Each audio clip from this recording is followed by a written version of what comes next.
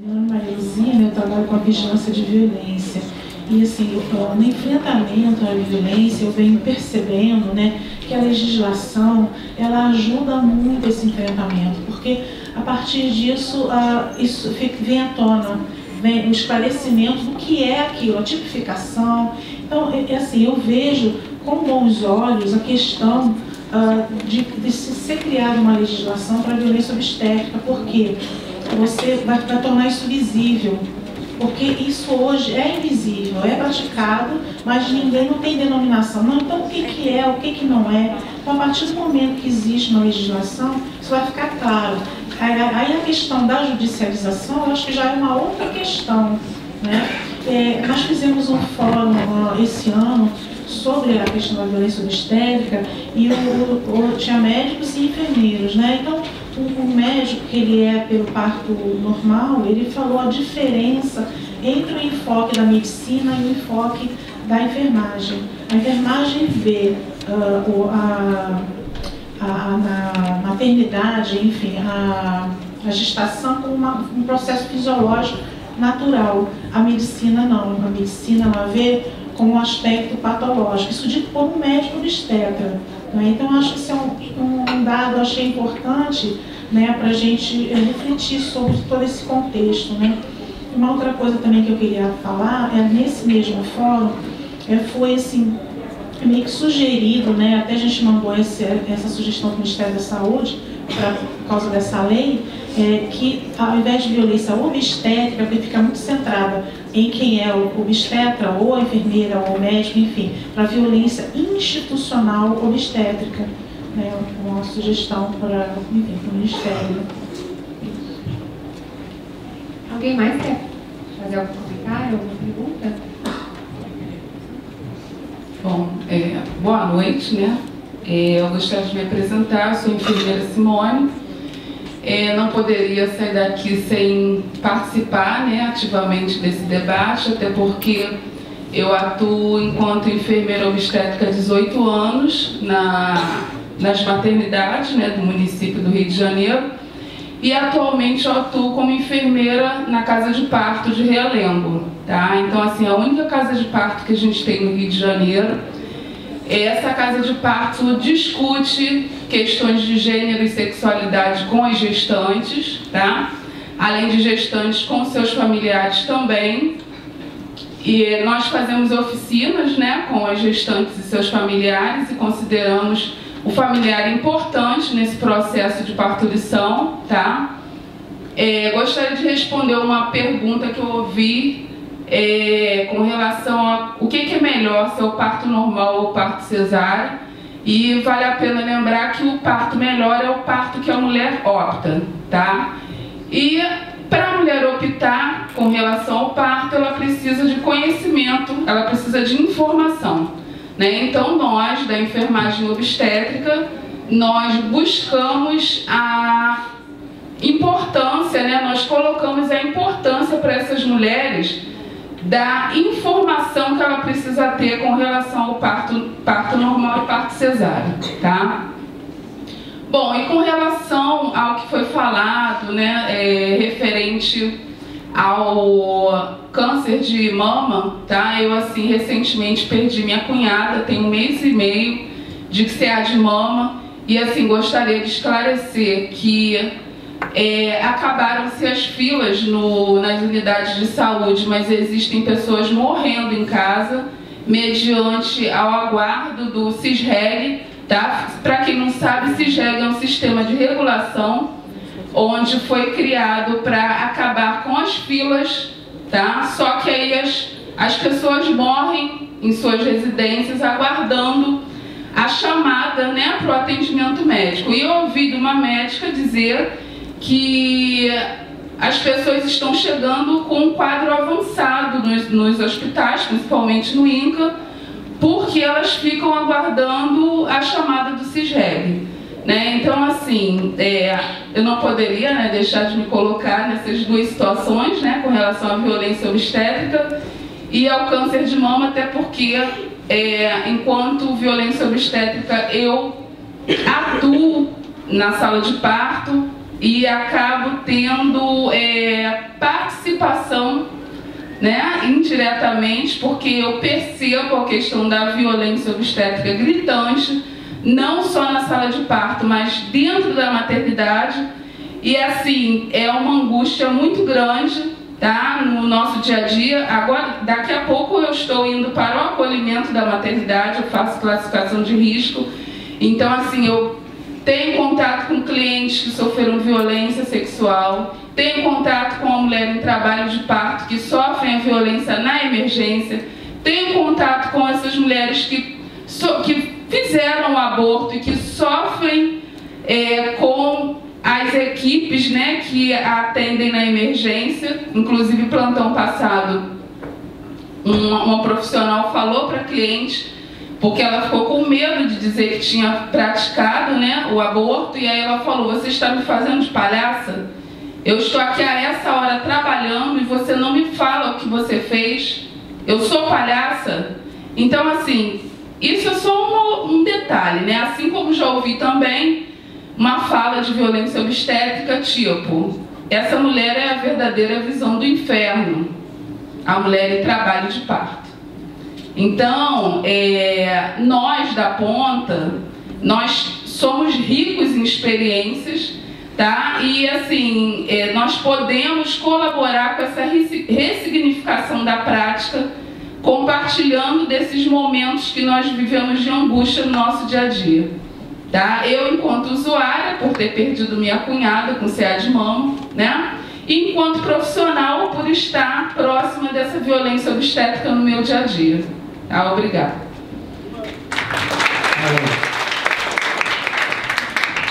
Eu vou voltar para a mesa comentar. Obrigada por compartilhar com a gente.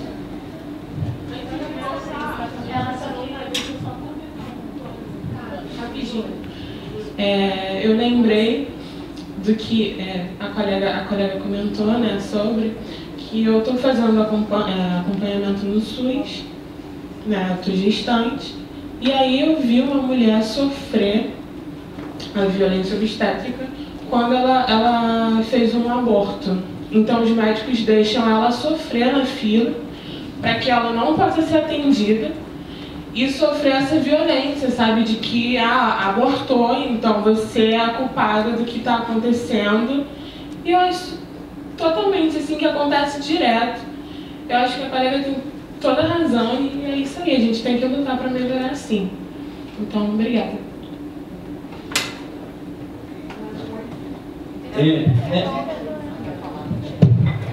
A sua casa de parto em Janlemo, que trabalha com gênero, está preparada para receber um homem transgrávido? Provavelmente não, né? Até porque foge da nossa realidade, né? Assim, não. Mas bota essa realidade existe, bota ela lá dentro. Não, com certeza. Bota essa discussão lá dentro. Agora, nós já recebemos casais homossexuais, né? Que optaram por engravidar e fazem o pré-natal, né? Eles fazem o pré-natal lá na casa.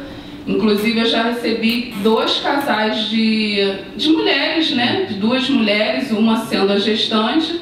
E assim, nós encaramos com realidade, como é que se diz? Com naturalidade, tá? E assim, a gente tenta trabalhar da melhor maneira possível, até porque a gente já vem, ao longo desses anos, discutindo essas questões de gênero, né? Com esse grupo. É gratuito lá? É do município. Eu vou indicar, então, uma estranha para lá, quando estiver grávidos, vai preparando a turma. Inclusive, assim, eu acho que é uma unidade que deveria de ser mais divulgada, né? Embora nós escutamos há um tempo atrás que a casa de parto precisava ficar invisível dentro da secretaria, tá? E assim, fez 10 anos, né? Hoje nós estamos com 12 anos de trabalho, né? E a casa de parto está lá. Eu acho que a gente precisa ganhar mais espaço, a gente precisa falar mais sobre, né? E é por aí, né? Exato. Eu queria complementar um negócio que eu comecei a dizer e não terminei. Se um homem trans muda de nome e vai a um ginecologista do SUS, ele não pode dar o nome dele masculino. Sabe por quê? O sistema do SUS reconhece como fraude. Não pode haver homem na ginecologia, é a única especialidade estritamente feminina.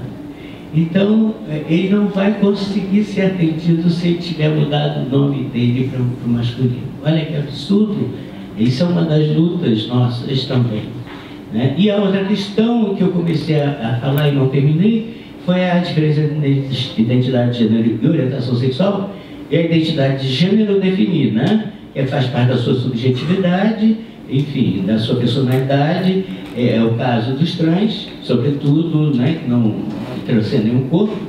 A orientação sexual, todo mundo também tem, mas só fala do desejo. Só fala do desejo tanto afetivo quanto sexual pelo mesmo gênero.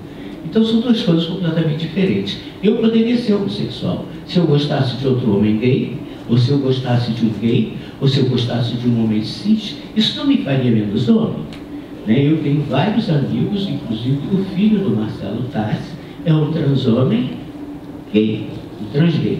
Ele mora nos Estados Unidos e vive com outro transhomem. Então, não vamos... Porque tem gente que diz, porra, se você gosta de homem, para que se operou então? Não ficou mulher. Olha que raciocínio sexista, heterossexista, né? Então a gente precisa desconstruir. Eu acho que a função do psicólogo, sobretudo, desconstruir os tabus, né? Rever fundo mesmo essa questão da sexualidade. Vou ficar muito feliz se da próxima vez que eu voltar aqui souber que tem um curso de gênero e sexualidade.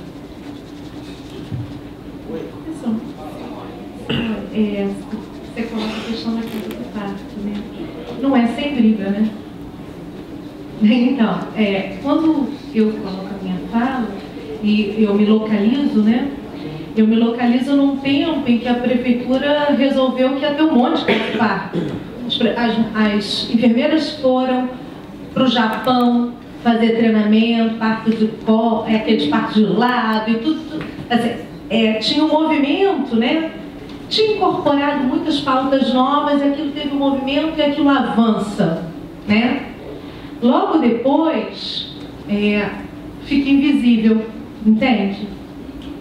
Assim, quando eu trago como uma provocação um ou outro, que assim, é claro que você dá a direção, o que eu estou falando assim, a gente não pode limitar a discussão a responder essa pergunta, é uma discussão muito ampla, que tem muitos atravessamentos, né? Muitos, assim. É muito legal poder ouvir que tem uma casa que resiste, como é a discussão que está hoje em cena, doula sim, doula não, ora pode, ora não pode, ora está dentro, ora sai, é expulsa, não é, alguns hospitais permitem, outros não. Então, assim, é um lugar de muitas tensões, e a gente tem que ser, assim, cuidadosos, né, em fazer análise dessas tensões, né? Eu acho que é para chamar atenção a isso, né? Claro que a violência obstétrica, ela existe, mas eu acho que assim, o nome, acho legal quando a senhora, seu nome, Luzia, coloca que há uma colocação para não limitar, né, como violência obstétrica, e quando eu comecei a minha fala, eu falei assim, talvez a gente tenha que falar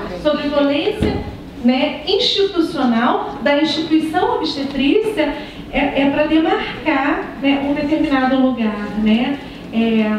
Ela existe, não sou contra ter lei de forma alguma, até chegou um momento que eu fui falando assim, mas eu acho que a gente também tem que ser cuidadosos com os processos que a gente cria, né? Então, por exemplo, há uns anos atrás, né, era muito pouca a incidência de mulheres que entravam nas maternidades usuárias de crack, né? E aí surge um momento, tá o boom do crack no Rio de Janeiro, e as mulheres começam a aparecer sendo usuárias de crack. Qual era o direcionamento? Notificar ao Conselho Tutelar. E o que a gente viu, né? Uma prática de regulação de vidas que acha super legal criança ficar brigada. Entendeu?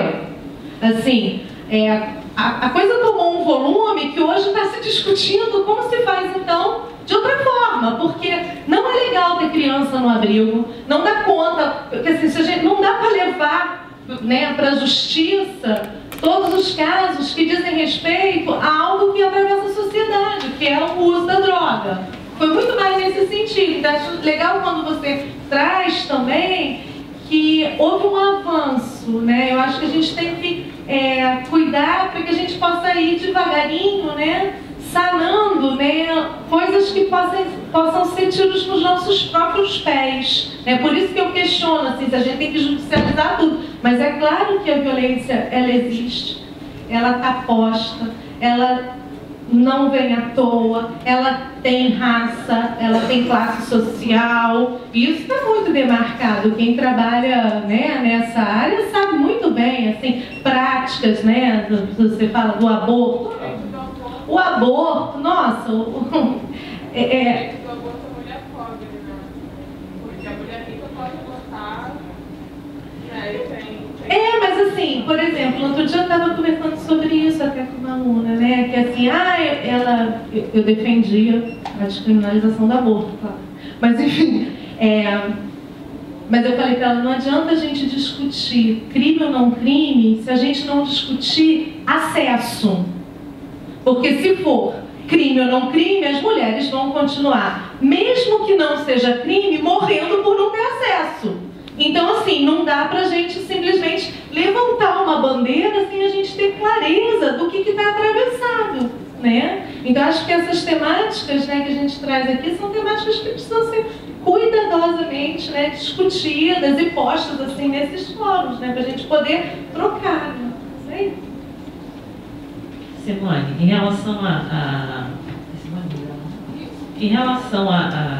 questão que você levantou sobre o estado avançado, na verdade, quando eu apresento os números, a diferença entre norte e sul, a grande questão está justamente no diagnóstico precoce, que favorece o tratamento e a cura da doença.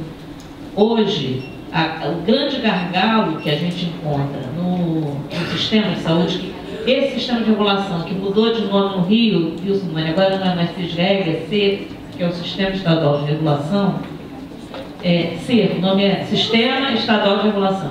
O grande gargalo que a gente encontra, os últimos estudos de itinerários terapêuticos mostram que, na verdade, o grande gargalo não está no sistema propriamente, mas no processo que é anterior, que é o diagnóstico da doença.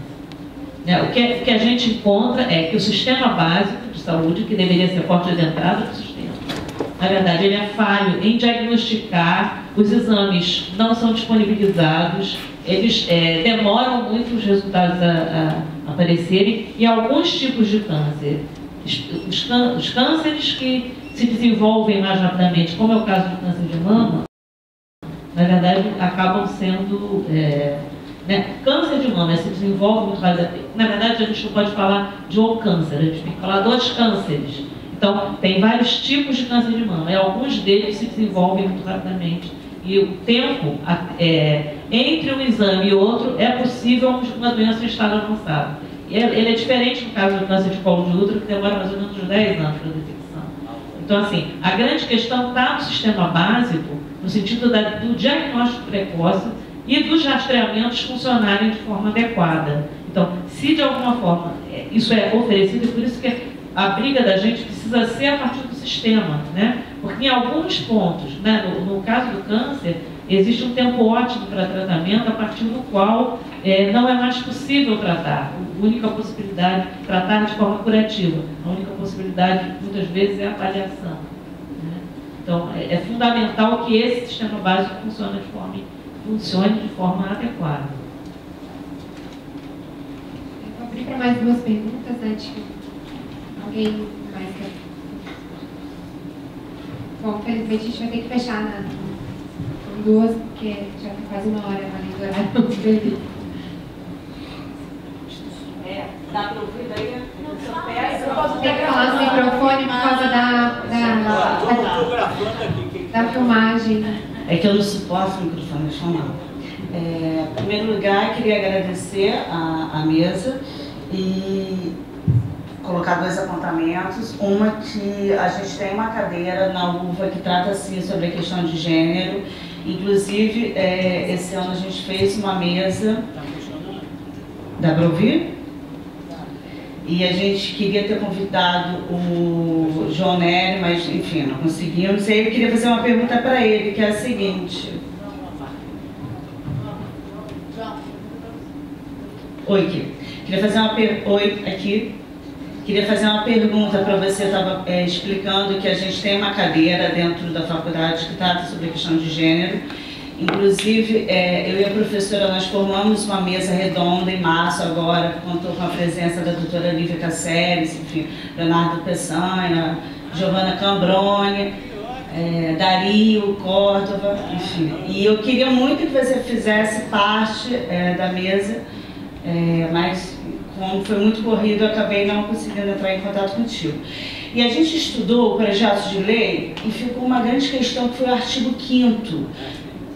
E eu queria que você explicasse para a gente um pouquinho. A segunda...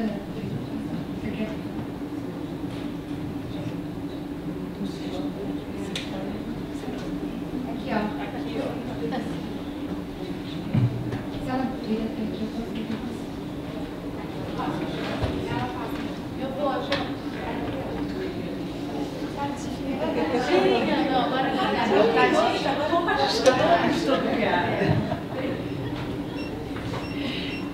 Quero parabenizar, né, todos os membros da mesa, o evento, também os organizadores do evento. Na verdade, eu quero fazer alguns comentários, né, sobre o que foi dito. Eu sou psicóloga, né, sou professora do Instituto Federal Fluminense de Macaé e da Faculdade Salesiana de Macaé também, e sou psicóloga da APAI, lá de Macaé. E foi interessante quando a gente começou a falar, vocês falaram de aborto, né, os participantes da mesa também, e tem uma situação assim nessa instituição, na APAI, que me incomoda bastante, né, e eu fico pensando até, eu gosto muito da instituição, até apresentei um trabalho sobre, que é na anamnese, né, a APAI, acredito que todos conheçam, mas a Associação dos Pais e Amigos dos Excepcionais. E o que acontece? Uma das perguntas na anamnese é: alguma tentativa de aborto? E eu fico impressionada, em primeiro lugar, de ter essa pergunta. E outra é a reação das pessoas também quando elas são, eu diria até, inquiridas em relação a esse tema. Né? Eu vejo o constrangimento, eu vejo a surpresa. E uma outra questão também, que tem a ver, todos os temas, né, tem uma confluência, o João Nery ficou muito surpreso com a Marisa Lobo na chapa do Conselho Federal, concorrendo. Sinceramente, eu não estou surpresa, porque sendo professora também de instituição particular, não falo da UVA, mas eu posso falar das minhas experiências, né? Eu morei no Amapá, morei em São Paulo e agora moro em Niterói e também trabalho em Macaé. Em uma situação, uma colega começou a falar sobre casamento homoafetivo, e o que aconteceu? Para surpresa de todos, vários alunos se levantaram e saíram de classe. Eu não me reporto à questão da religiosidade, não é isso. Mas eu tenho percebido um número crescente de alunos fundamentalistas, em que muitas vezes em perguntas, né, de prova sobre gênero, eles respondem o que eles querem. É claro que tem uma resposta, né? Mas sempre... Exatamente. E é assustador. Escola sem partido, ideologia de gênero e esses absurdos que tanta gente, né, nesse governo temeroso, né, tem tentado fazer com que a gente acredite. Então eu considero interessante a gente falar sobre esse tema, porque pelo andar da carruagem, acho que os retrocessos, eles estão vindo com uma força total, e se ela for eleita, por exemplo, eu não sei o quanto eu me surpreenderia com isso. Eu acho que todos os psicólogos tinham que pedir demissão, se ela foi. Sinceramente. Acabava. O professor acaba. É uma vergonha tão grande que a gente tem que tomar uma atitude. Precisa um movimento de massa para se fazer isso. Isso que você contou da moça que aborta, as mulheres todas ficaram olhando. Ninguém fez nada. Eu deitar todo mundo no chão que nem fez o Suplicy. Deitou no chão e foi preso. Mas saiu na mídia. Teve repercussão. É que causa muita surpresa uma cristã falar sobre aborto como se fosse... Não tem que causar surpresa nenhuma. A cultura faz com que as mulheres tenham misoginia introjetada. Uma odeia a outra, uma entra em competição com a outra, para brigar por homem, para brigar por não sei o quê. Vocês têm que se unir, seja no parto, seja no maltrato, seja no machismo, seja na violência familiar ou pública. Tem que se manifestar mesmo. Se não der a mão, nada muda. Fica só olhando ali o estupro corretivo, que acontece muito das lésbicas masculinas, nas lésbicas. E nos homens trans, a própria família que causa. Ela vai te ensinar a ser mulher. Aí contrata o irmão, o tio, até o pai. Estupra a própria filha para mostrar: você não gosta de homem porque nunca experimentou um pênis. Isso é comuníssimo. E a filha não negocia, porque precisa do pai, é menor, ainda é pedofilia, ainda por cima. E não tem para onde ir. E o Estado não vai fazer nada. E tem mais: se você for numa delegacia estuprada, você ainda vira ré. Como a travesti vira ré na escola, o menino gay vira ré na escola, porque a professora disse assim: ah, você foi xingado de viado, você tem esse jeitinho aí, ó. Se você não tivesse esse jeitinho, você não era chamado de viado. Ele é o culpado. Quer dizer, é esse o acolhimento escolar. É esse o acolhimento hospitalar também.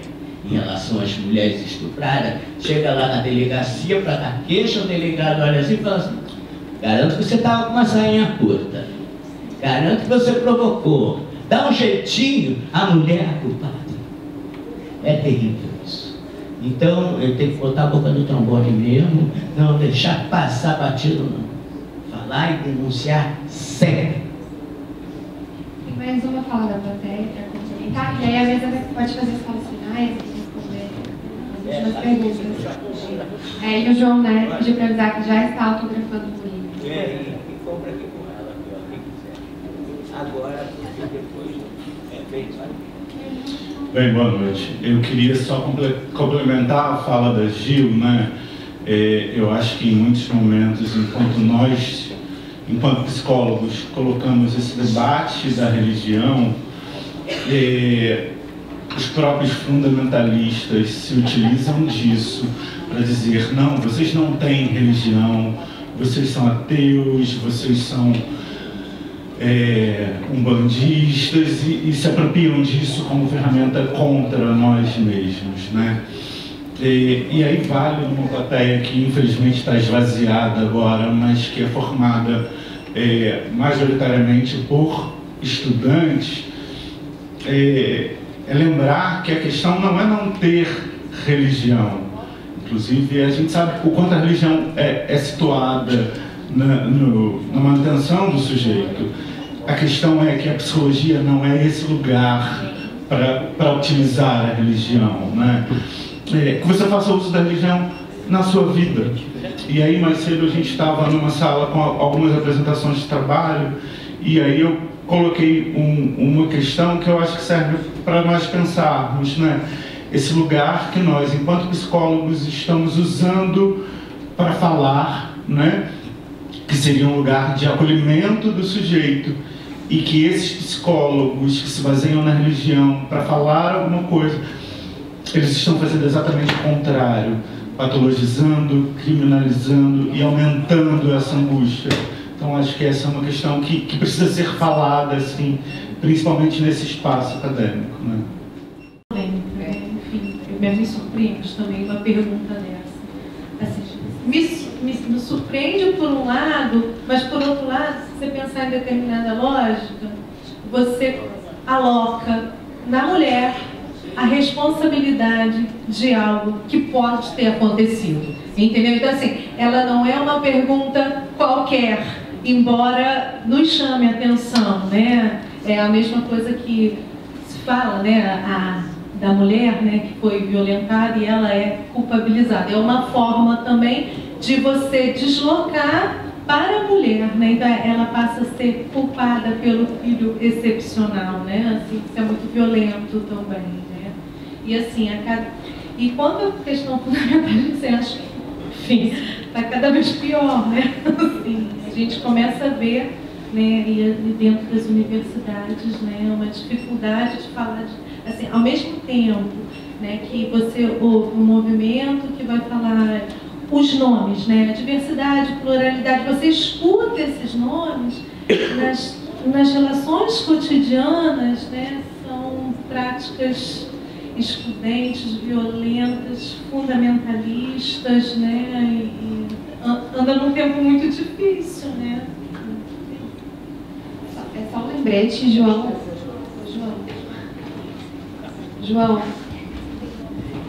É só um lembrete para responder a pergunta sobre o artigo 5 do projeto de lei, né? Oi.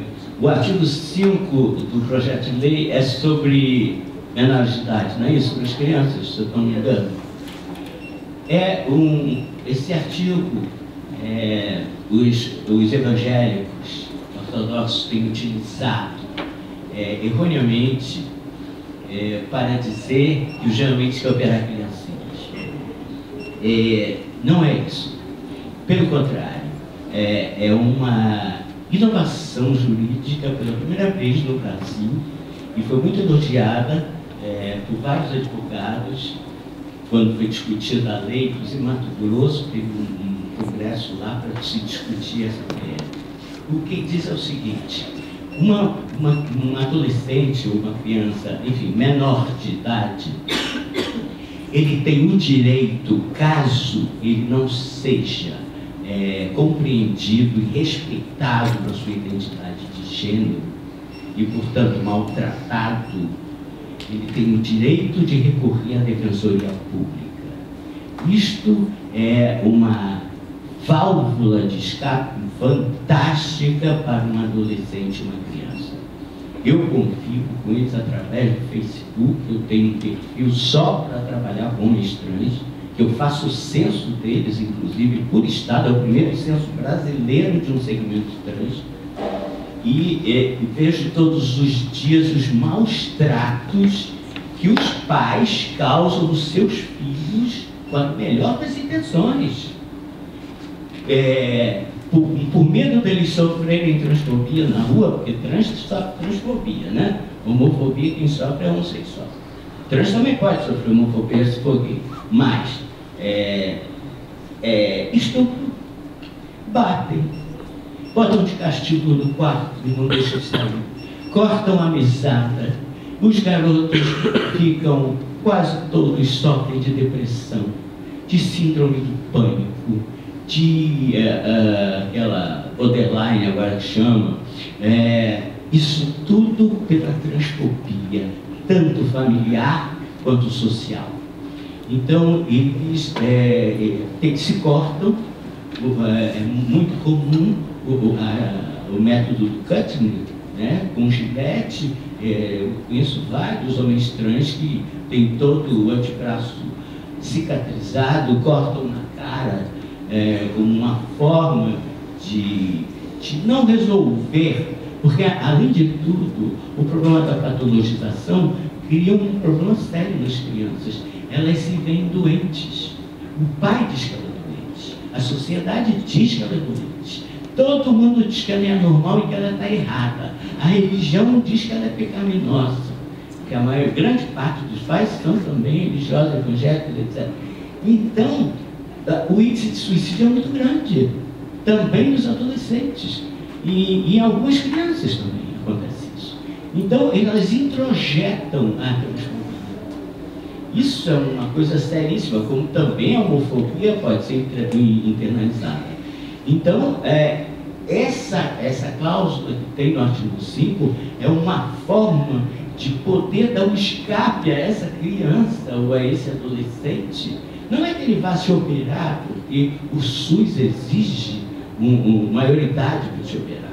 21 anos, quando a maioridade no Brasil é 18, é outro preconceito. Só São Paulo aceita 18 anos, porque a Defensoria Pública lá baixou o cacete e conseguiu. Mas em todos os outros estados é 21 anos para se operar. Mas deveria se fazer, inclusive, a hormonização de bloqueadores. Porque se você... uma criança normalmente trans sabe desde pequena que é trans. É muito difícil. Um homossexual consegue estar dentro do armário por muitos anos ou a vida inteira, se quiser. Mas o trans não, porque o corpo dele é político. Então, só dele ir na padaria, ele já está militando. Uma travesti que vai na padaria comprar pão, ela já está fazendo militância. É muito, muito séria a questão. É muito profunda. Eu não estou dizendo que todas as crianças que tenham um gênero contrário, ou inverso ao sexo que nasceram, sejam trans. Não. Isso daí, com o tempo você vai averiguando. Mas a maioria quase sempre é. E tem que ser respeitado esse gênero, como está o caso da filha da Angelina Jolie, por exemplo, né, que desde os 5 anos quer ser chamada de nome masculino, quer ser tratada, vestir roupas masculinas, e a Angelina e o Brad Pitt respeitam isso, embora a sogra dela ache um horror. Diz que criança não tem direito, não tem que optar, não sabe de nada e quer forçar a barra. E leva ao suicídio das crianças se você forçar. Então eu sei, porque eu passei por isso. Aos 9 anos minha mãe me levou no psicólogo, que era um menino. É claro que o diagnóstico não foi transexualidade, porque nem a psicóloga sabia dessa palavra. Mas ela foi sensata. Ela disse para minha mãe não me impingir roupas femininas. Embora, é claro, eu tinha que usar saia para ir à escola, na década de 50, imagina. Até a mulher divorciada era mal falada. Imagina uma criança que era um menino com roupa de menino, com roupa de menina, enfim. Aqui no livro está tudo, eu não vou falar mais na festa, senão vocês não vão contar. Esclareceu? Cadê a moça que você, pois é, vai morrer no grupo de debate? Essa discussão com foi você que falou do gênero, né? Vai morrer na mesa de debate ou vai ser agora pelo menos uma cadeira aleatória dentro da universidade?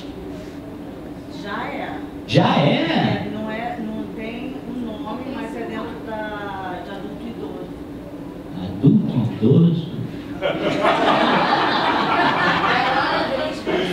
Adulto idoso tem que abrir dentro da cadeira de gênero e sexualidade uma ramificação para idoso, porque o idoso trans é outra história. Mas a professora, não sou eu, sou apenas uma aluna, na verdade, isso não está no currículo. Quem é a professora? A professora Célia Anselmi. Não está no currículo e ela que está sendo... É um caminho encontrado. Pelo menos isso. Manda um beijo para ela. Mas cabe aos alunos a demanda. Sem demanda nada acontece. Se os alunos fizerem uma baixa assinado junto à cadeira dela, pedindo o nome da notificação da cadeira, que é obrigatório. Eu acho que tornar obrigatório vai ser um pouco difícil ainda, mas como uma cadeira eletiva, realmente, quanto nome, pelo amor de Deus, velho, idoso tem a ver com morte, não tem a ver com trans, nem com diversidade sexual. Que seja uma cadeira sobre diversidade, não precisa ser só sexual, pode ser também diversidade em termos de deficiência física, enfim. Tem vários, né? Todos sofrem preconceito. Mas, Mas a professora Célia Anselmi, ela é uma desbravadora, porque tem muitos alunos que, né, isso não tem nada a ver com adulto idoso, teria que estar estudando outra coisa e ela está aqui. ela está aí. Não, mas eu falando o nome dela já porque ela merece. Aqui nesse auditório ouvindo essa palavra. Pessoal, muito obrigada. Esse auditório aqui está cheio de gente. Esse auditório tinha que estar cheio de gente, não só de estudante de psicologia, não. De enfermagem, de medicina, de assistente social. Tinha que ter gente em pé aqui, sentado no chão, para ouvir a palestra de hoje, que foi muito, muito importante. Um fato histórico, podem anotar, aqui dentro da universidade. Ninguém aqui vai sair como entrou. Assim, esperamos que ninguém aqui saia como entrou, né? Então eu me despeço com essa frase, né? Que não saiamos como entramos. Obrigada, gente. A gente pode conversar depois.